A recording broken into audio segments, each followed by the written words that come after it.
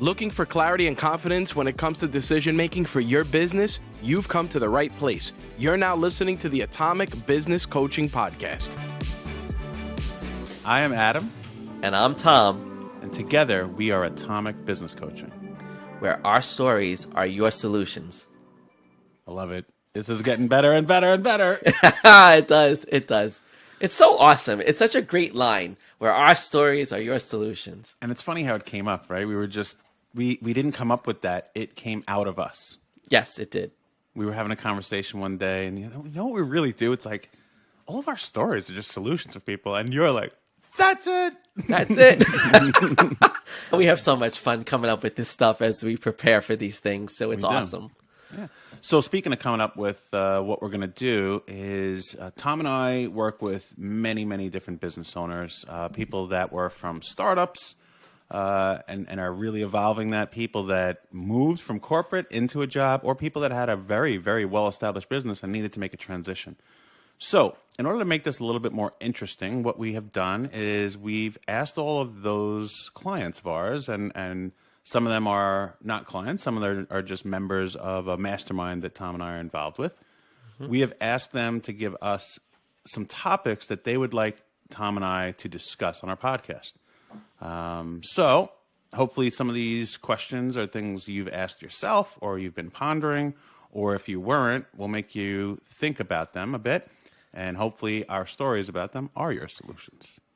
That's the hope. Let's rock and roll, man. Yeah. All right. So we've gotten, approval to use 2 of their names, so we won't use all of them, so we'll be careful about that. All right, Tom. So do you have the questions in front of you? I have them in front of me too. I do. I will pull them up. Let's see if there's anyone you want to start with first. If you want to read the question off. I like the first one that we got, which I don't think we could say who it is from, but common mistakes that new entrepreneurs make. No, that one we can. So that is Joe Villani from Sturdy Home Inspections. Great guy, young entrepreneur, big hustler. There we go. So yeah, what are some common mistakes that entrepreneurs make? Well, the biggest first mistake is calling yourself an entrepreneur when you don't know what that really means, right? What is a real entrepreneur? What is that definition of an entrepreneur? So I think clarifying that, and I a lot of people make that first impression of themselves as being, oh, I'm an entrepreneur because I started a business. Well, did you start a business or did you start a job for yourself, right? And entrepreneurs, they invest in other people's businesses. They have their hands in multiple businesses.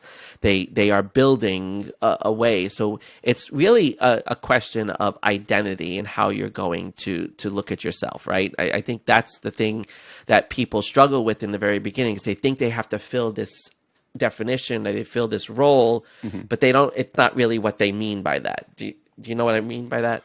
Well, not only do I know what you mean, it's kind of what my other business is as a financial planner, right? So what the actual definition of an entrepreneur is: someone that starts a business or businesses, plural, and usually that's the case, it's plural. But what really defines an entrepreneur is someone that is taking a larger than normal financial risk. Okay, Yep.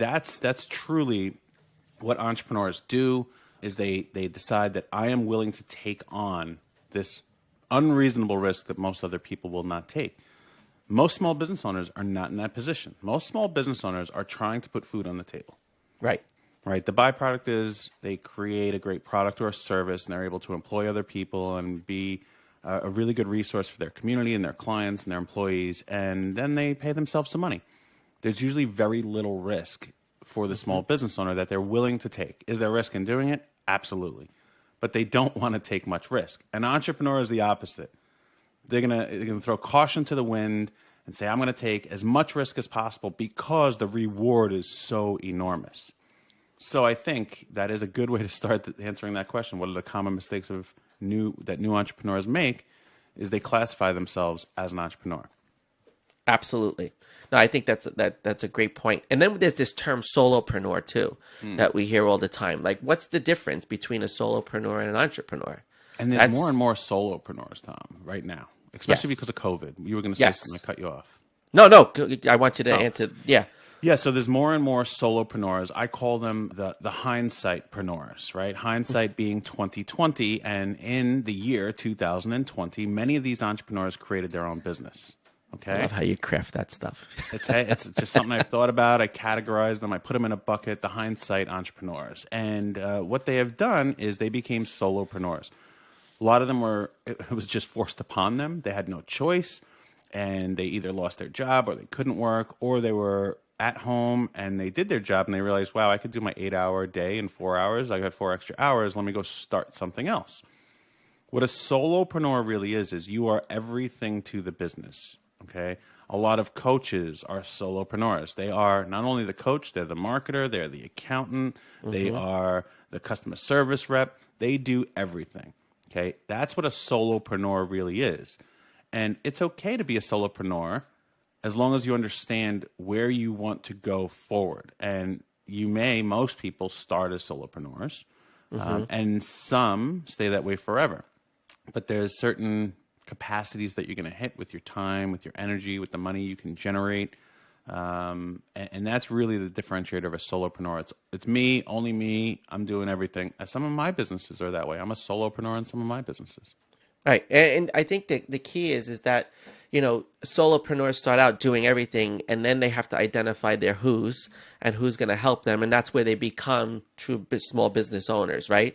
That's where they start to employ people, they start to contract with people, and they're expanding from just themselves, right? And that's what I think is so important about the distinction, because if you don't know what you're talking about when you go into this, it's going to be really hard to form your identity of what the plan is going forward. I think you've labeled that very perfectly.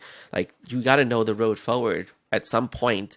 And if you call yourself a certain thing in the beginning, the destination is very different than where you're starting out from. And that's something that you have to be aware of. Yep, 100%. I mean, that's really understanding exactly where you're going. We talk about that over and over and over again, getting your direction, getting your bearings, and knowing the path forward to get there. So thanks, Joe. It's a great question. There's a million other mistakes that entrepreneurs make, and hopefully we can elaborate on that in future. But let's go to some of the other questions here. So we actually had two people talk about this one. Let's see. A second. So, MMP Creations. Yes. That is Steve DeAngelis. So he is an unbelievable production company for super high quality video to use on social media and national advertising campaigns, to feature films. Just some of the most unbelievable work I've ever seen from a relatively unknown company. Outstanding. I mean, Steve, if you're listening, kudos to you and all of your work. It's incredible. So his question, which someone else actually gave us the same one, is all about delegation, right? So can we talk a little bit about delegation? Let's talk about delegation, right? We could talk about delegation. You and I have talked about time management and getting to delegation, right? One of the things that people, I think, struggle with is, especially solopreneurs, when they transition to being business owners, or they start to hire people, is being able to delegate and to recognize that you cannot do all of it yourself. That's the struggle that leads often to delegation. However, the controller saboteur that we talk about, that really stops a lot of people from delegating. And people stop delegating because of a lack of trust, or they are so hyper controlling that they don't believe that anybody else can do what they do.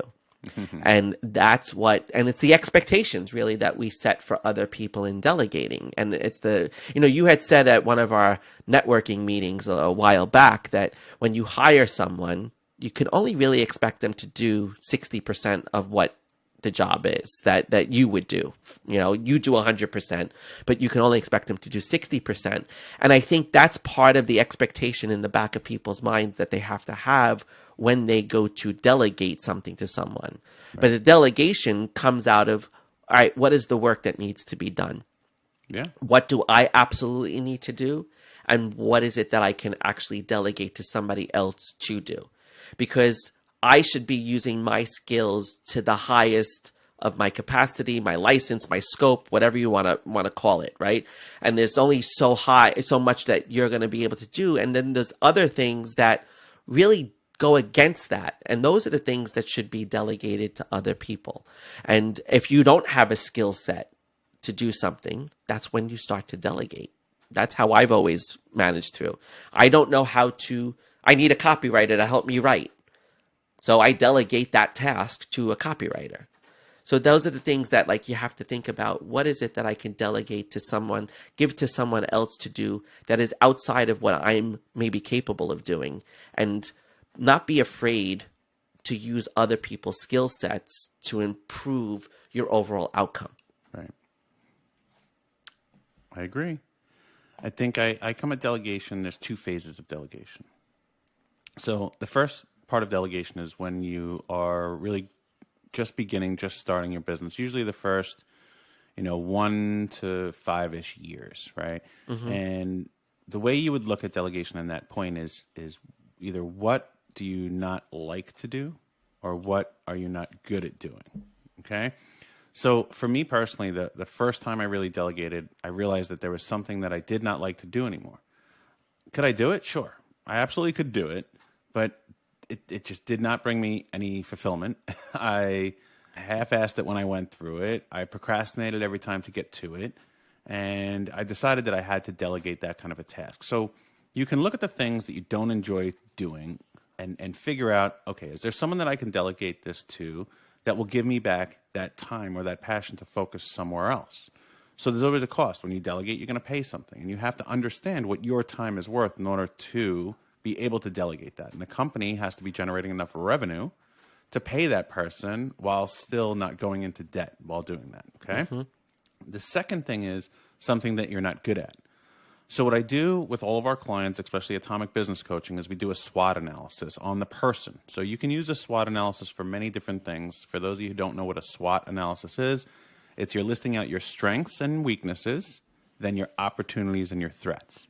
Your strengths and weaknesses are internal. Your opportunities and threats are external, okay? So when we look at those strengths and weaknesses, we list out those weaknesses, and what we try to do, usually over a 90-day period of time after we have identified them, is we try to turn your weaknesses into strengths, okay?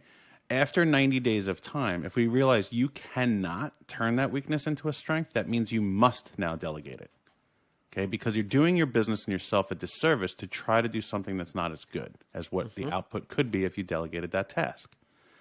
So those are the first phases of delegation. The second phase is when now you really have a company. Everything is put together. You're really not doing much as the business owner except leading the organization and setting the vision of the future. Okay, and that's all you're doing. Now delegation comes into you need to get the smartest people in the room. Mm-hmm. You're trying to delegate to someone that is better at it, that could bring more value to the company, bring more enhancements to your clients. Okay, so when you're delegating at that point, when you get to that phase, it's all about improvement. There's a book behind me. I don't know if you're listening, you can't see it, but it's called Good to Great. And it's about consistent and sustainable growth.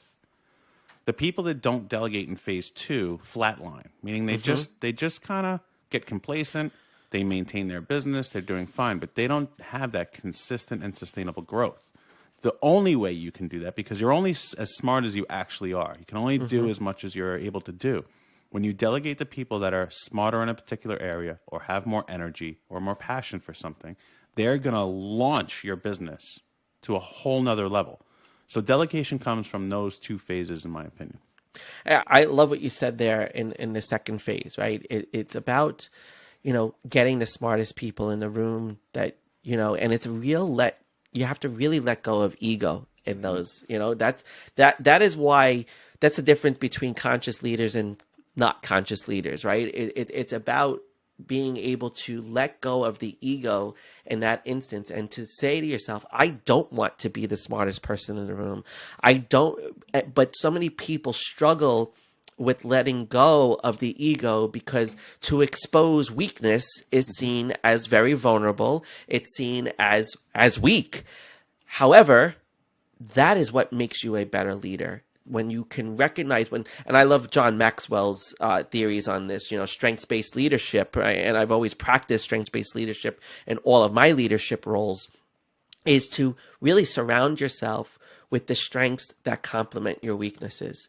And part of being able to do that, if you can recognize the strength in somebody else that complements your weakness, it is much easier to delegate at that point.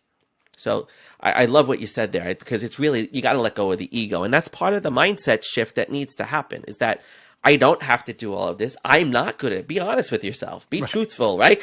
Be honest. I suck at this thing. I'm not going to be able to do it.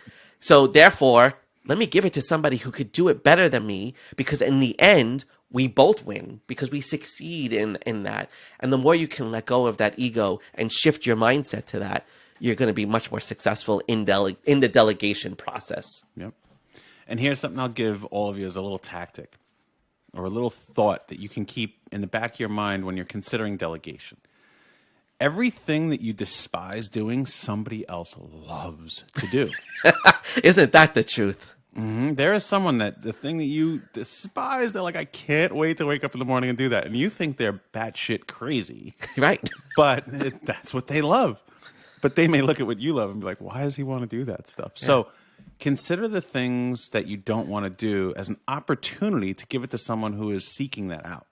Mm-hmm. There is somebody there for that. There is someone there. Yeah, I mean, and that's the thing that people struggle with too. Is like, who am I going to give this to? Well, who would love to do that? That's who you give it to. That's the person that gets it, and they're going to do it really well. Yep. Good topic, Mr. DeAngelis from MMP. I really like it. So let's talk about. Let's see. This person did not authorize us to use their name, so we won't.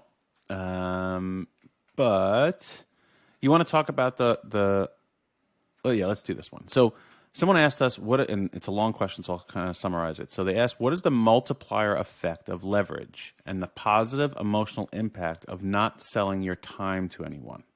So it's a dovetail to what we just talked about. Mm-hmm. So they're asking, how do you really leverage that and make it a positive impact on not selling your time? And what most people don't understand with business is that in the beginning, you're basically creating a job for yourself. Mm-hmm. Okay? And if you're just selling your time over and over and over again, a lot of what Tom and I do is selling our time. And that has a very limited supply. And you can only do that to a certain extent, which is why we can only take a certain amount of clients. Okay? And why we have to charge a certain amount of money to those clients. Because that has to have value of it. So when you are just flat out selling your time, usually in the beginning of your business, you have to understand the value of your time. So I think there's two ways to look at the multiplying effect or how to leverage that and how to make it a positive impact. So if you can duplicate yourself, that's one thing. Okay. If you can offset that and give that to someone else like we just talked about, that's another thing. Or the third way, which is a way even Atomic Business Coaching has gone, is you can truly understand your value and demand that you get compensated in whichever way, shape, or form, time, money, energy, back in that appropriate scale. Make sense?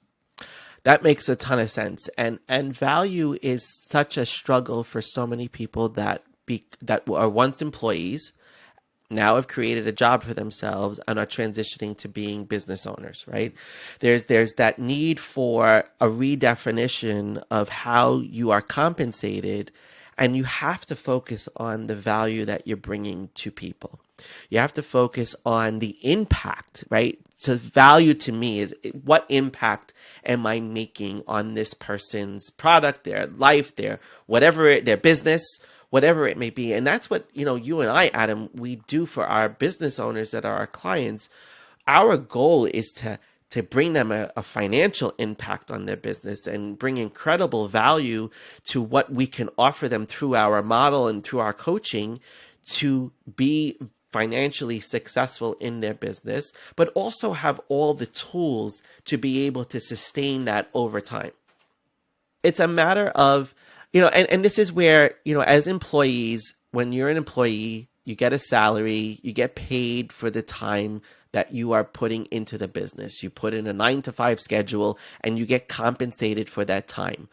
And I was talking to a client of ours earlier today, and they are struggling with putting their value in their price. And I said to them, what is the impact that you're going to give them? It's reliability, it's sustainability, it's protection. This is an IT person that that we're working with, and it's someone that is consulting for the first time and offering all of these services.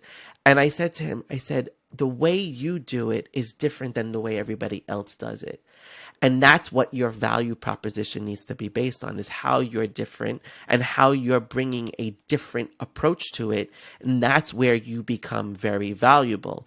You're not exchanging your time for that dollar, because anybody can do that. Anybody can say, I'm going to charge you $100 an hour, but they may not bring the same quality. They may not bring the same value. And that's where quality enters value also. Sure. You know, if you're doing quality work and you're providing quality service, that changes your value. And a lot of people definitely struggle because we're so used to exchanging time for money. Now we have to exchange value for money. And that's what people need to transition to and shift to. And you can transition and shift to that, or you could truly look at, does your business model have the ability to not ever have to exchange your time for money? Mm-hmm. So a business like Tom and I, what we have in Atomic Business Coaching, it's not very easy to do that unless we bring on more Adams and Toms.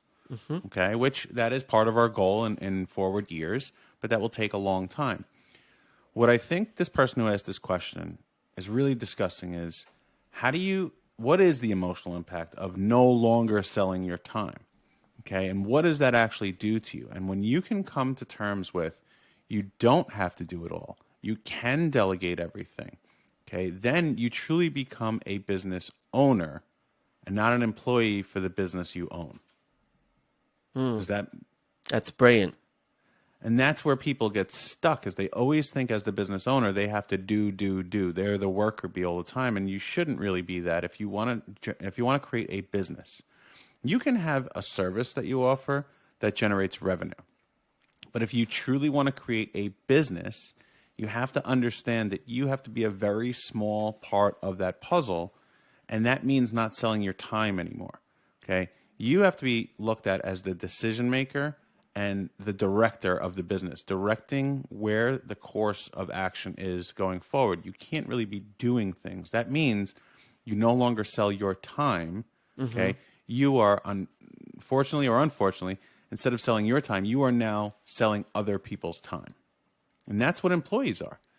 You are buying people's time by giving them a salary or a paycheck or an hourly wage. You are buying their time, okay? And you can multiply that over and over and over again. If you need a sales team, you can hire 10 salespeople, right? But if you were going to be the salesperson, you only have so many hours in the day, okay? So the positive effect, the emotional impact that comes out of that might actually be bad, because now newer entrepreneurs start to feel this worthlessness. Mm-hmm. And like, well, I'm really not doing anything in this business. What am I here? And the ego kicks in, and the imposter syndrome starts to creep in the back door again. And they all of a sudden are looking at it like, I have to create a new job for myself. Well, what's the ultimate goal in the long run? Is it to create revenue and have impact for the clients whoever you're working with, the customers that you're serving, or is it for yourself? Right. And I think it's an important perspective shift that needs to happen if you are seeing it as a negative, if you're seeing it as you're worthless, and now you have to create another job so that you can demonstrate to everybody your worthiness. What you have to shift to is all of the good things that are happening in that. And it really should be bringing you a sense of fulfillment and a sense of achievement and a sense of pride, even to think about, oh, I have these people that work with me and work for me, and I'm helping them to reach their potential. And that should be the hope that you're putting out there, is that you're helping other people to reach their potential. You're providing an income for them so that they can pay their bills. You're helping them to sustain their life in some way. And these are all positive things. And because of your ability to delegate to somebody, because of your ability to shift and see opportunity for other people to do well, that should give you a sense of pride. That should be a huge emotional boost. Like Right. this, I am worthy because I am helping all of these people. And it depends on the mindset. Are you of a service mindset? And if you're not, then it's really hard to see that worthiness in it. It's really hard, especially from an emotional standpoint. And it should bring you joy and it should bring you satisfaction. It really should not bring you defeat and anger and fear. It should really bring you all of those positive things, because you're doing something positive for other people, especially if you're helping them to reach their potential and you're optimizing that capability in them. And the mindset needs to shift at that moment. When you start really doing that, the mindset has to shift from you are there to serve the clients and the customers to now you are there to serve the business and its employees. Mm-hmm. So as a leader of the organization, your job is no longer about your clients. It's not about the service or product you deliver. It's not about increasing the value of what you're doing. It's about making sure the business is continually sustainable, it's healthy, it's growing. You have to treat it like a child. Okay, you have to watch over everything about that, what you put into it, what it consumes, who's involved with it, and then the people who are inside of that company, you need to make sure you nurture them. Okay, so your job shifts. It's not about your customer, your client, your product, your service anymore. It's about your employees and the health of the business. Absolutely. 100%. Well said. Thanks. Well said, my friend. So we have one more question. We're not authorized to say the name on this one, but it comes more into your wheelhouse. So it's the one, if you're reading there, what do you do when your mind, we got our life coach, our mindset champion. So if you want to read that one, take it away. Yeah. So what do you do when your mind starts going dark and you start asking yourself, what the heck am I doing? That's a great question. We often, when we are struggling with something, whether it's the growth of the business, whether it's employee relationships in the business, whether it's people are letting down and not meeting our expectations, our minds can go dark. We can start to feel as though we are the ones failing the situation. And what we need to do is we need to remember that as the shade comes over our mind, right, as it starts to shut down, we have to remember that there's opportunity, right? And the opportunity needs to be, what do I learn from this experience? What do I take to change, to improve, to make the situation better, and not see it as a failure? And I think one of the things that people struggle with the most when they get to this point is that they get this overwhelming sense that they're failing and that they're losing opportunity and they're losing out on the situation. And they wake up and they go, why am I doing this? What is the purpose in doing this if I keep failing over and over? And my mind, I can't see the direction forward. And that's really where stagnation comes in. They get stuck in this spot. They get stuck and they struggle to come out of it. The way you get unstuck, the way that you start to answer, what the heck am I doing, is by asking questions about, what is it that I'm learning? What is it that's the opportunity in front of me? What is it that other person needs? What is it that the organization or my company needs for it to go to that next level? Starting to remain curious, right? And asking those questions out of curiosity and recommitting yourself to the learning as opposed to committing yourself to the drudgery and the negativity. That's what's going to start to change your perspective on getting out of your own head and starting to get into what needs to be solved, what needs to be changed. And I think what the heck are we doing? That's a great question that we need to ask ourselves on a regular basis. I think that's something that we need to ask ourselves every quarter. Are we still going in the same direction that we originally started? What are we doing? And are we doing what we set out to do? And I think when you have to look at it, is that opportunity where the darkness is coming in, where the cloud is hovering over, like there's going to be a storm. I think you have to really think about, that as an opportunity to transition and re-answer what is the right direction forward for us. It's happening for a reason. It's happening for you. It's not happening to you. So don't victimize yourself. Don't take that on. Look at it as, what is the opportunity for me, because I can change the trajectory of this, and this is my opportunity to change that. This is happening for a very significant reason. So I hope that answers that question, but I think it's about just making sure that you see when that cloud appears. It's like the choice: do you get the umbrella or do you drive away from it, right? So go get the umbrella and the storm won't be so bad, and you'll start to see. And you'll maybe look down at the ground, because we often look down at the ground when it's raining, and we start to see things that we never saw before. And that's the opportunity that we're really being presented with. So that's a great question. It is. I looked at it from a more literal sense as well. And I'm going to read the question again so that I can kind of pontificate on it. Okay. What do you do when your mind starts going dark? And you start asking yourself, what the heck am I doing? So what do you do when your mind starts going dark? So let me literally, what do you do, Tom, when the room is dark? Hey, you look for the lights to turn them on. The light on. Why do you put a light on? So that you can see what's going on and where you're going. So everything that Tom just said is about getting the perspective. So that's what it really is about, is you have to turn the lights on. You have to be very intentionally analyzing what is going on. And you have to look at this. And you also said something about you should be looking at this quarterly. Well, we've talked about this in previous podcasts. I require our clients to take a vacation, a break, time off every 90 days. That is quarterly, okay? So that is literally every 90 days is quarterly.